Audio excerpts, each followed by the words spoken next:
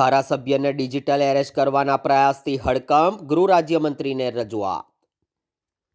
વડોદરાના ધારાસભ્ય યોગેશ પટેલને ડિજિટલ એરેસ્ટ કરવાનો પ્રયાસ કરતા સાયબર ઠગોના કોલથી ચકચાર મચી જવા પામી છે.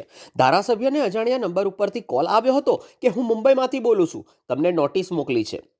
યોગેશ પટેલે સામે કોલ આવતા કરનારને કહ્યું હતું કે તું જે સ્કૂલમાં ભણ્યો છે એનો હું પ્રિન્સિપાલ રહી ચૂક્યો છું. જે સાંભળતા જ સામેથી તરત જ ફોન કાપી નાખવામાં આવ્યો હતો. આ ઘટનાથી સાયબર ઠગોની નવી મોડસ ઓપરેન્ડી સામે આવી છે, જેમાં તેઓ ડિજિટલ એરેસ્ટના નામે લોકોને ડરાવીને છેતરપિંડી આચરે છે. સમગ્ર મામલે આજરોજ વડોદરાના માંજલપુર વિધાનસભા બેઠકના ભારતીય જનતા પાર્ટીના ધારાસભ્ય યોગેશ પટેલે તેમના નિવાસ સ્થાનેથી નિવેદન આપ્યું હતું, જેમાં તેમની સાથે થયેલી આ ડિજિટલ એરેસ્ટની ઘટના અંગે વધુ માહિતી આજે પૂરી પાડી હતી. 11:27 9624175018 ઉપર એક ફોન આવ્યો. પહેલા તો મને પૂછ્યું આપનો નંબર, એટલે મેં કીધું 9825143333. પછી મને પૂછ્યું આપનું નામ, એટલે મેં કીધું યોગેશ નારાયણદાસ પટેલ. પછી એ ગુજરાતીમાં બોલતો હતો. પછી મને કીધું કે હું બોમ્બે પોલીસમાંથી બોલું છું, તમને એક નોટિસ મોકલી છે. એટલે તરત જ મને સતર્ક થયું. મેં કહ્યું આ કોઈ ગઠિયો લાગે છે. એટલે મેં એને કીધું ભાઈ તું જે સ્કૂલમાં ભણ્યો છે ને એ સ્કૂલનો પ્રિન્સિપાલ હતો. એટલે એને ફોન મૂકી દીધો. પછી ફરીથી મેં ફોન પર ટ્રાય કર્યો પણ ફોન કટ આવતો હતો. એટલે મને ખબર પડી કે આ કોઈ સાયબર વાળો ગઠિયો લાગે છે. એટલે મેં પોલીસ કમિશનરને વાત કરી, વિગતવાર વાત કરી.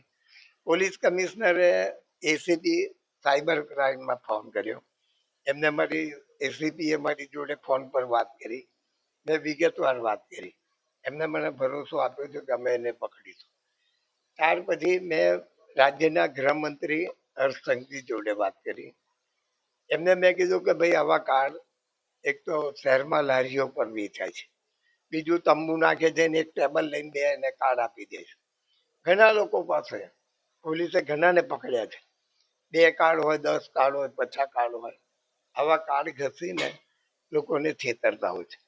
એટલે મેં ગૃહમંત્રી સાથે કીધું કે ભાઈ પહેલા તો આ કાયદામાં સુધારા કરો. જે બી કાર્ડ જોઈને જોઈતું હોય, જે કંપનીનું કાર્ડ હોય એ કંપનીવાળાએ જ કાર્ડ આપવું જોઈએ. શા માટે એવી રીતે બજારમાં લારીઓ પર આ કાર્ડ વેચાય છે? બીજું 2 જામીન બી હોવા જોઈએ, પાક્કા જામીન, અને એ શહેરના જ હોવા જોઈએ. એની પાસે તમે ફોટા લો, એની ફિંગરપ્રિન્ટ લો, એનું આધાર કાર્ડ લો, બીજા જે બી પુરાવા માંગે હોય એ પુરાવા લો, તો જ આ ક્રાઇમમાં સુધારો થશે. બહારગામથી કોઈ વ્યક્તિ આવી, એને સિમ કાર્ડ જોઈએ છે, ભલે એને સિમ કાર્ડ આપે, પરંતુ એના જામીન તો શહેરના જ હોવા જોઈએ, જે તે વિસ્તારના હોવા જોઈએ. તો મને લાગે છે પણ આ ક્રાઇમ હજુ રોકાય એવું નથી, કારણ કે હવે લોકો કોમ્પ્યુટર ઉપર પણ તમને આવી રીતે ઠગે છે. લોકોએ સતેજ રહેવું જોઈએ, લોકોએ ગભરાવું ના જોઈએ. જ્યારે તમને ખુદને વિશ્વાસ હોય કે ભાઈ મેં કોઈ ક્રાઇમ નથી કર્યો, પછી તમે ડરો છો કેમ? ને ડરીને તમારા પૈસા જતા રહે છે, લોકો ઠગે છે, તમને હેરાન કરે છે. તો તમે આટલું કરશો તો મને લાગે છે કે આ ઘટાડો થશે.